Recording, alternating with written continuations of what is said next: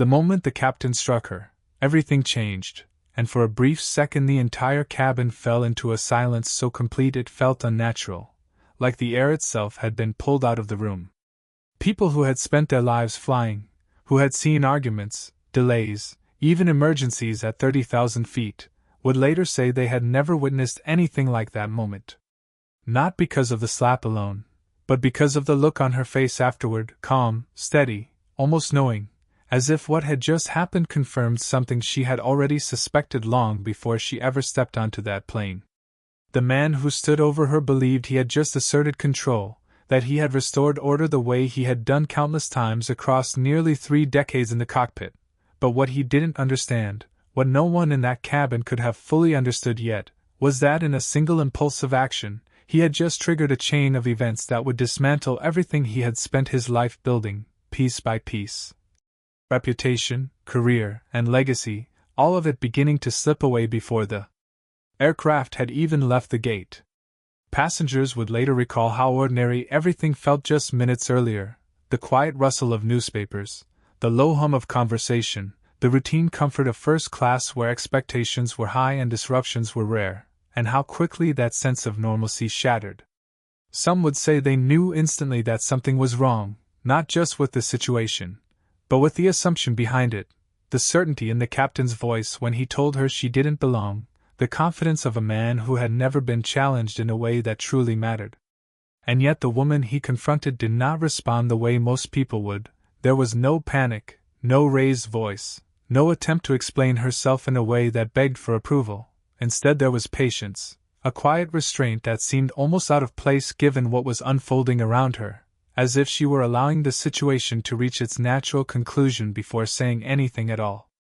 It would take less than 10 minutes for everything to unravel, less than 10 minutes for the truth to surface in a way that no one could ignore, and when it did, it wouldn't come with shouting or spectacle, it would come with a phone call, a simple connection between two people that instantly shifted the balance of power in that cabin.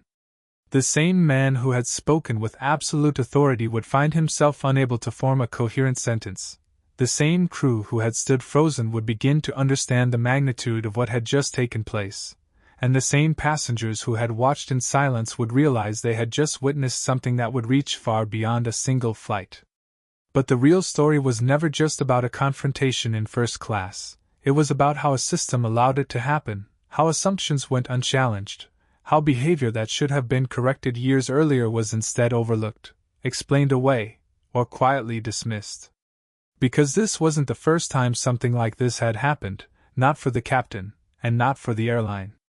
There had been complaints, concerns raised in ways that never made headlines, moments that seemed small on their own but together painted a pattern that few people ever stopped to examine closely. And that pattern, built over years, would finally be exposed in a way that could not be ignored or hidden behind policy or procedure. The woman at the center of it all had not boarded that plane by coincidence. And the seat she occupied was not just a seat, it was a test, one that would reveal far more than anyone on board could have anticipated. Before we dive deeper, let us know in the comments where you're watching from. We'd love to hear from you, and don't forget to hit that subscribe button so you never miss any of our upcoming videos. Who was this woman, really, and how did someone who appeared so ordinary manage to carry a level of authority that could bring an entire operation to a halt with a single call? In the hours that followed the incident, those questions would echo far beyond the aircraft itself, moving through terminals, offices, and executive boardrooms, forcing people to confront a reality they had long ignored. The captain, a man with 28 years of experience, had built his identity on precision, discipline, and control, the kind of professional who believed that nothing important could happen without his awareness or approval. Yet in a single moment, that belief collapsed. Not because of a technical failure or an external threat, but because of a judgment he made about a person he thought he understood within seconds of seeing her.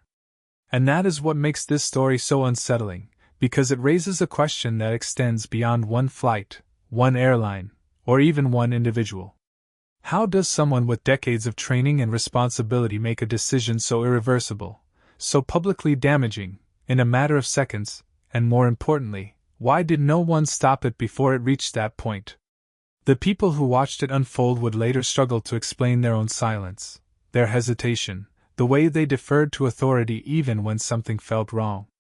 It is easy, in hindsight, to say that the signs were there, that the tone, the words, the escalation all pointed toward an outcome that could have been prevented.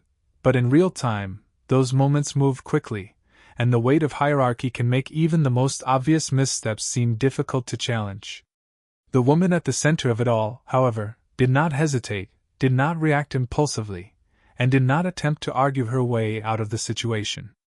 Instead, she allowed it to unfold, almost as if she were documenting it, waiting for the exact moment when the truth would carry more weight than any explanation she could offer. And that leads to an even larger question, one that would soon demand answers not just from those directly involved, but from an entire industry built on trust and structure. What did this incident reveal about the systems in place, the assumptions that guided behavior, and the quiet patterns that had gone unchallenged for years? Because what happened on that plane was not created in isolation, it was shaped over time, reinforced by decisions that were made long before that flight ever boarded.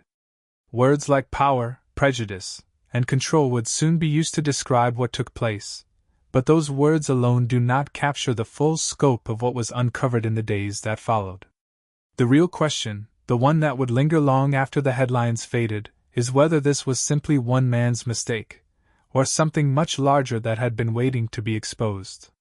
To the passengers who boarded his flights over the years, Captain Steven Caldwell was the man in control, the steady voice over the intercom, the figure whose presence alone signaled safety, order, and routine. He had spent nearly 3 decades in the cockpit, rising through the ranks at a time when discipline and hierarchy were not just encouraged but expected without question. In an industry where precision could mean the difference between routine and disaster, he learned early that authority was not something to negotiate, it was something to enforce. Colleagues described him as confident, experienced, and exacting, a pilot who believed that every detail mattered and that respect was something earned through position as much as performance. Over time, that belief became something deeper, something less flexible, a way of seeing the world that placed people into categories almost instantly, determining who belonged and who did not, who understood the rules and who needed to be reminded of them. It wasn't something that appeared overnight, and it wasn't something that was ever formally taught, but it was reinforced in subtle ways across years of experience. The kinds of decisions he made, the tone he used, the assumptions he carried into each interaction, they all formed a pattern that few around him ever challenged.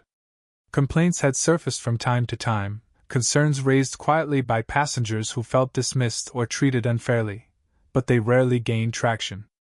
In a system that often prioritized experience and seniority, his record as a pilot, measured in flight hours and safety metrics, seemed to outweigh everything else. Those incidents were noted, filed, and eventually forgotten, each one seen as isolated, each one lacking the kind of evidence that would force a deeper examination.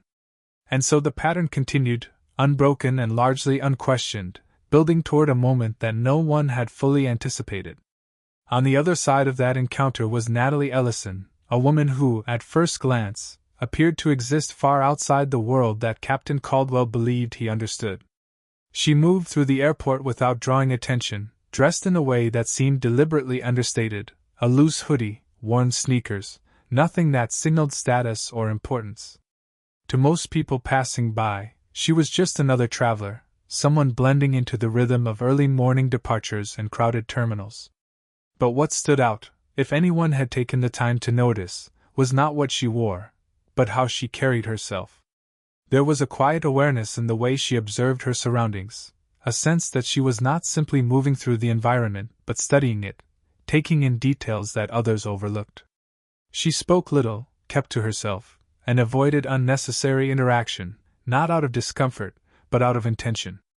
Every step she took, from the moment she entered the terminal to the moment she approached the boarding gate, seemed measured, as if she already knew what she might encounter and was prepared for it. There was no rush, no visible anxiety, no attempt to assert herself or draw attention. And that, more than anything, made her presence easy to dismiss. In a space where appearance often shaped perception, she fit neatly into a category that many people rarely questioned. She didn't look important, she didn't demand recognition, and she didn't challenge assumptions before they were made. And that was precisely why she went unnoticed for as long as she did. Because Natalie Ellison was not there by accident, and the seat she would soon take was not chosen at random. Every part of her journey that day had a purpose, even if that purpose was invisible to everyone around her. What appeared to be coincidence was anything but, and what seemed like an ordinary flight was about to become something far more revealing than anyone on board could have imagined. The tension did not begin with raised voices or confrontation. It began quietly, almost unnoticed, in the subtle shifts of tone and expression that most people learn to ignore. At the gate, where passengers lined up in neat groups according to boarding zones, Natalie Ellison stepped forward when first class was called, her movement calm and unhurried. The agent behind the counter, a woman who had already processed dozens of passengers that morning, glanced up and hesitated for just a fraction of a second, but it was enough. That brief pause, that moment of uncertainty, carried more meaning than any words that followed. She looked at Natalie, then at the boarding group's sign, then back again, as if trying to reconcile what she was seeing with what she expected to see. The question came politely, but it carried an edge, a quiet assumption disguised as procedure, asking if she was sure she was in the right boarding group, suggesting there might have been a mistake. Natalie did not argue, did not react defensively, she simply presented her boarding pass, allowing the system to speak for itself. When the scanner confirmed her seat assignment, the agent's expression shifted again, not entirely convinced, but no longer able to challenge the information in front of her. The interaction ended there, but the tone had already been set, the first indication that something about her presence did not align with expectations. As she walked down the jet bridge and onto the aircraft, the environment changed, quieter, more controlled, the space of first class where every detail was designed to signal exclusivity. The flight attendant who greeted her smiled professionally, but there was a moment, brief but noticeable, where that same calculation seemed to take place, the same silent question forming before being quickly dismissed. Natalie moved to her seat without hesitation, placing her bag overhead and settling in with the ease of someone who had done it many times before. Around her, other passengers glanced up briefly, some curious, some indifferent, each returning to their own routines within seconds. But not everyone looked away. There were small signs of discomfort, subtle shifts in posture, quiet exchanges between crew members that suggested uncertainty about how to interpret what they were seeing. None of it was overt, none of it crossed into open confrontation, but it built slowly, layer by layer, until the atmosphere in the cabin felt slightly off, as if something was out of place but no one wanted to say it aloud. That hesitation did not last long. When Captain Steven Caldwell stepped out of the cockpit, his presence carried a different kind of authority, one that did not rely on subtlety or interpretation. He scanned the cabin with the practiced eye of someone who believed he knew exactly what belonged in that space and what did not. When his attention landed on Natalie Ellison, the shift was immediate. He stopped, his expression tightening, his posture changing as he processed what he saw. For a moment, he simply watched, as if expecting the situation to correct itself without his involvement, but when it didn't, he moved forward with purpose, each step reinforcing the sense that this was no longer a matter of quiet observation. The first words he spoke were measured, controlled, framed as a question but carrying the weight of an assumption already made. He asked to see her boarding pass, not because he needed confirmation, but because he expected it to reveal a mistake. Natalie handed it over without hesitation, her expression unchanged, her movements steady. He glanced at it briefly, but it was clear from his reaction that the information did not alter his conclusion. Instead, it seemed to deepen his certainty that something was wrong, that the system had failed in a way that required his intervention. His tone shifted, no longer questioning, but instructing, explaining that there must have been an error, that her seat assignment could not be correct, that arrangements would need to be made to move her to another part of the aircraft. The cabin grew quieter as the exchange continued, conversations fading, attention turning toward the interaction unfolding in the aisle. What began as a private conversation became something else entirely, a public moment where authority was being asserted in front of an audience that did not fully understand what was happening but could sense its significance. Natalie remained composed, responding calmly, stating simply that her seat was correct, that there was no mistake to fix. Her refusal to comply was not loud or aggressive, but it was firm, and that firmness seemed to provoke something in Caldwell that went beyond procedure. His voice rose slightly, his words sharper, less controlled, as he began to justify his position in broader terms, referencing standards, expectations, the need to maintain order. The language shifted from policy to personal judgment, from what was required to what he believed was appropriate. Passengers exchanged glances, some uncomfortable, some uncertain whether to intervene, most choosing to remain silent as the situation escalated. The flight attendant who had greeted Natalie earlier stood nearby, visibly tense, caught between the instinct to step in and the reality of the captain's authority. What followed was not a single moment, but a sequence of decisions, each one narrowing the space for resolution. Caldwell leaned closer, his tone now unmistakably confrontational, his words no longer framed as requests but as commands.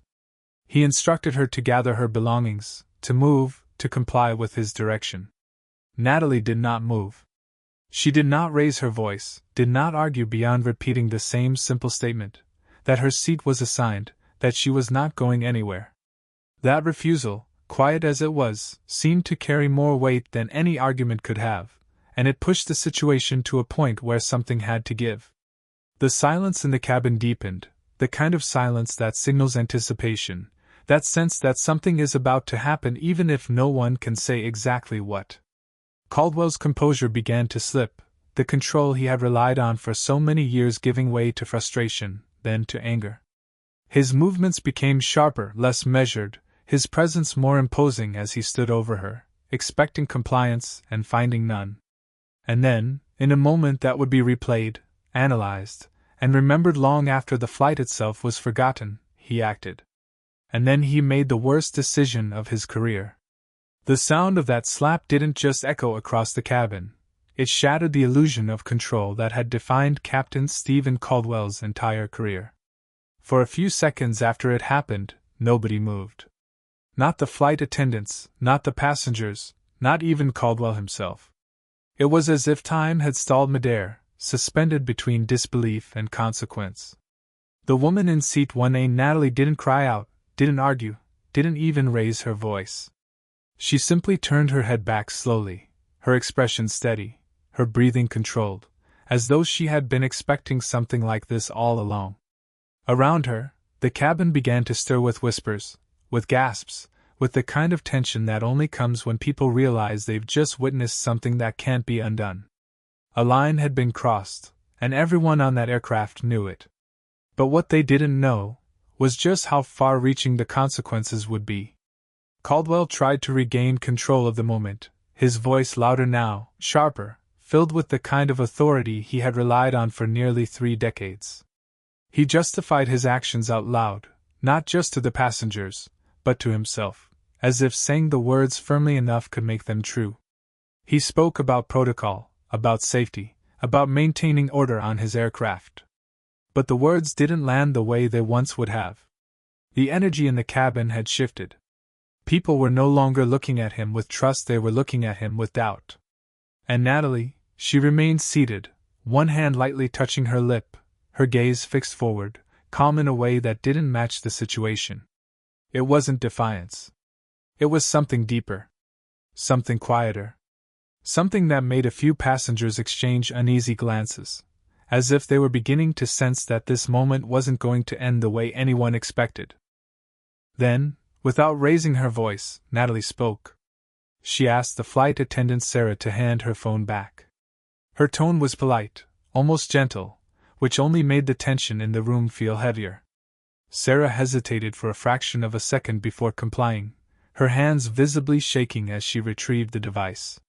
The screen was cracked, the impact from earlier clearly visible, but it still worked. Natalie took it, glanced at it briefly, and then said something that seemed simple on the surface, but carried a weight no one in that cabin could yet understand. She said, "Put it on speaker." There was a pause after that, a silence thick enough to feel. Even Caldwell stopped talking. Something about the way she said it, calm, precise, certain, cut through the noise of the moment and demanded attention. As she scrolled through her contacts, a few passengers leaned slightly, trying to catch a glimpse of the screen. They didn't recognize the interface. It looked different. Minimal. Intentional. Not like a typical contact list filled with dozens of names, but a short, curated set of entries. Important ones. The kind you don't need to scroll through twice. Natalie selected one and tapped it without hesitation. The phone began to ring, the sound crisp and clear as it filled the cabin. 1 ring. 2 rings. Each second stretching longer than the last. Caldwell shifted his weight slightly, his earlier confidence beginning to crack under something he couldn't quite explain. There was no reason for him to feel uneasy. And yet, he did. Then, on the 3rd ring, someone answered. The voice that came through the speaker wasn't rushed. It wasn't confused. It was composed, direct, and unmistakably attentive. The tone alone was enough to change the atmosphere in the cabin. This wasn't a casual call. This wasn't someone being disturbed unexpectedly. This was someone who recognized exactly who was calling, and treated the moment accordingly. Natalie didn't speak immediately. She let the silence linger just long enough for everyone listening to feel it. Then she finally said a single sentence, clear, controlled, and devastating in its simplicity. And in that moment, something shifted. Not just in the cabin, but in the understanding of everyone present. Because the way the voice on the other end responded wasn't the way you respond to a stranger. It wasn't even the way you respond to an important customer. It was the way you respond to someone with power. Real power.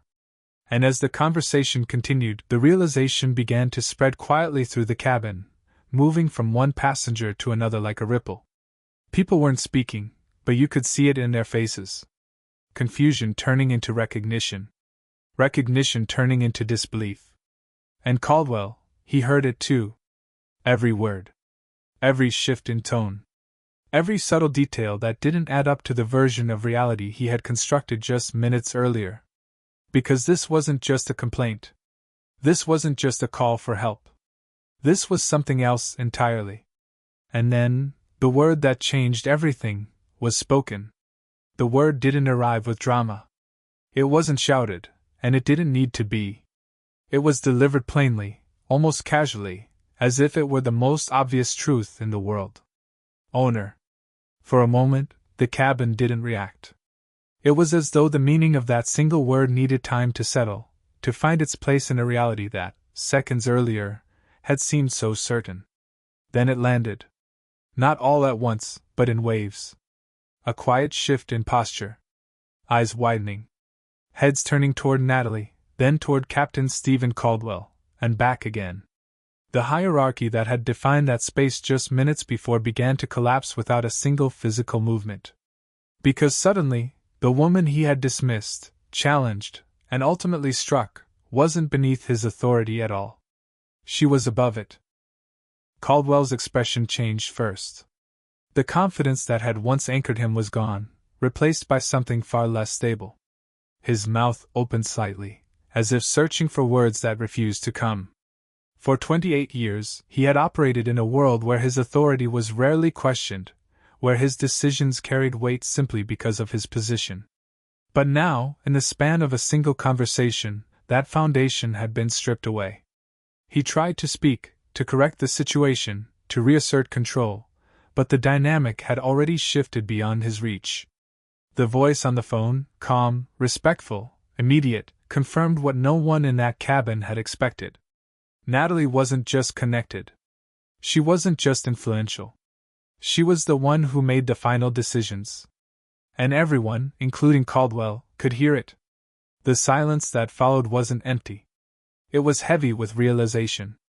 Natalie remained seated, composed in a way that now carried a completely different meaning. What had once been mistaken for passivity was revealed as restraint. What had been read as insignificance was, in truth, control. She hadn't raised her voice because she didn't need to. She hadn't argued because the outcome had never been uncertain to her. Every moment leading up to this had been observed, measured, and remembered. And now, it was being addressed. Not emotionally. Not impulsively. but with precision. Caldwell took a step back, almost unconsciously, as if distance could restore some sense of balance. It didn't. The weight of the situation pressed in from every direction.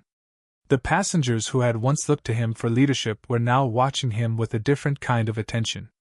Not respect, but scrutiny. The same scrutiny he had directed at Natalie just moments earlier. And for the first time, he seemed to understand what that felt like. His voice, when it finally returned, lacked the certainty it once carried. He attempted to explain, to reframe what had happened, to suggest that there had been a misunderstanding. But the words felt thin, unsupported, and too late. Natalie ended the call with the same calm she had maintained throughout. She didn't rush. She didn't react to the growing tension around her.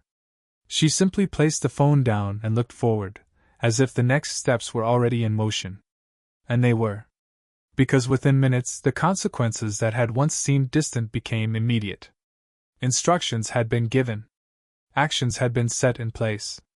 The aircraft, once a closed environment governed by a single authority, was now the center of something much larger. And everyone on board could feel it. When the announcement came, it didn't come from Caldwell. It came from outside his control. Security had been notified. The situation was being escalated. There would be no quiet resolution, no internal handling, no opportunity to contain what had already unfolded in front of dozens of witnesses. Caldwell stood still as the reality continued to unfold around him, each development reinforcing what had already become clear. This wasn't a situation he could manage. It was a situation he had created, and lost control of entirely. The reversal was complete.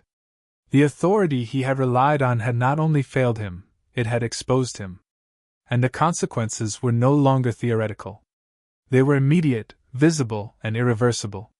His career, built over decades, now stood on a single moment that could not be undone. The same system that had once protected him was now responding to him.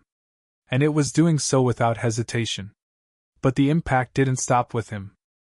Because as the realization spread, attention began to shift elsewhere in the cabin. Toward those who had witnessed everything, and said nothing.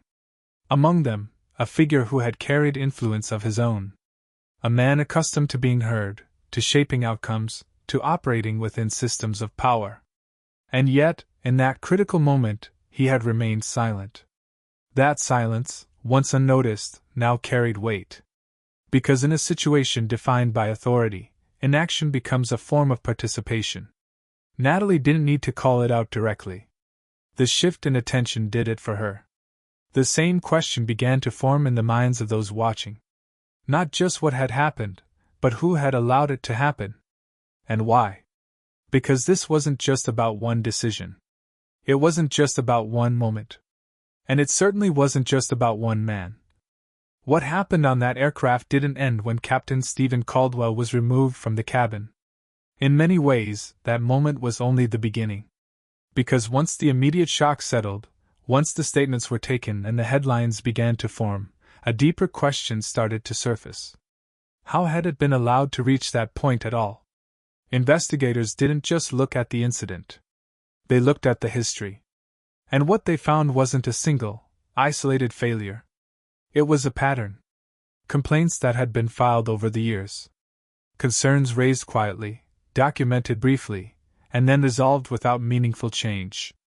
Passengers who had described similar experiences, similar assumptions, similar dismissals. Each case, on its own, had been small enough to overlook. But together, they told a different story.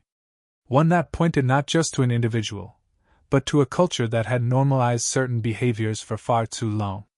As the investigation widened, it became clear that this wasn't confined to one route, one crew, or one moment. It reflected something embedded deeper within the system. An unspoken hierarchy that influenced how passengers were perceived and treated. A set of assumptions that operated quietly, often unnoticed by those who benefited from them, but felt immediately by those who didn't. Training programs were reviewed.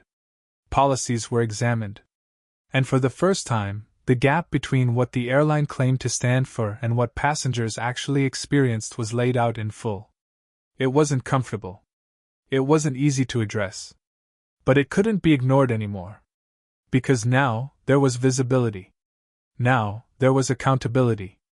And most importantly, there was someone at the top who had experienced it firsthand. Natalie didn't respond with a single decision. She responded with a series of changes that reached every level of the organization. New training protocols were introduced, not as a formality, but as a requirement tied to performance and advancement. Reporting systems were restructured to ensure that concerns could no longer be quietly dismissed. Leadership roles were reevaluated, with a focus not just on experience, but on judgment. And across the airline, a message was communicated clearly and consistently. Respect wasn't optional. It wasn't situational. It was the standard. The changes didn't happen overnight, but they moved with a level of urgency that hadn't been seen before. Because this time, the cost of inaction had been made visible to everyone. The impact extended beyond a single company. Regulators took notice. Industry leaders began to reassess their own practices, aware that what had been exposed in one place could exist in others. Discussions that had once been internal became public. Expectations shifted. And gradually, a new standard began to take shape, driven not just by policy, but by awareness. What had started as a moment on a single aircraft had become part of a much larger conversation about responsibility, perception, and the way power is exercised in everyday interactions. Back on the ground, the immediate aftermath continued to unfold. A new captain was assigned to complete the flight. The introduction was simple, but it carried weight. The tone was different. The interactions were measured, intentional, and respectful. Passengers who had witnessed the earlier events could feel the contrast immediately. It wasn't just about professionalism. It was about presence. About awareness. About understanding that authority doesn't come from position alone, but from the way it's used. And as the aircraft finally prepared for departure, the atmosphere in the cabin had changed completely. The tension had been replaced with something quieter. Something steadier. A sense that, despite everything that had happened, the situation had been acknowledged and addressed in a way that mattered. 1 year later, the same route operated under a different reality. The same seat 1A was occupied once again. But everything else had shifted. The processes were different. The expectations were clearer. And the culture, while still evolving, had begun to reflect the changes that had been set in motion. For Natalie, the return wasn't about revisiting the incident. It was about observing the outcome. Watching how a moment that had once defined a failure had been used to create something better. Not perfect, but better. And for the passengers boarding that flight, many of whom would never know the full story, the experience felt seamless. Respectful. Consistent. As it should have been all along. Because in the end, what that moment revealed wasn't just a breakdown in behavior. It revealed something more fundamental. That power, when left unchecked, doesn't create character. It exposes it. It shows how decisions are made when no one is watching, how people are treated when there are no consequences, and how quickly things can change when accountability finally arrives. Power doesn't reveal who you are. It reveals who you've always been. And that leaves one final question. If you were in that cabin, would you have spoken up? As the story settles, what remains isn't just what happened to Captain Steven Caldwell, or what Natalie revealed in that moment. It's the question of how often moments like this unfold quietly, without witnesses, without consequences, without someone willing or able to challenge them.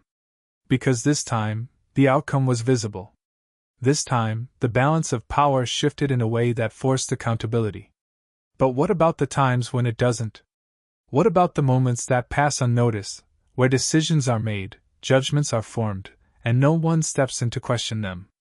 So now it turns to you. What do you think? Was this justice, or just consequences?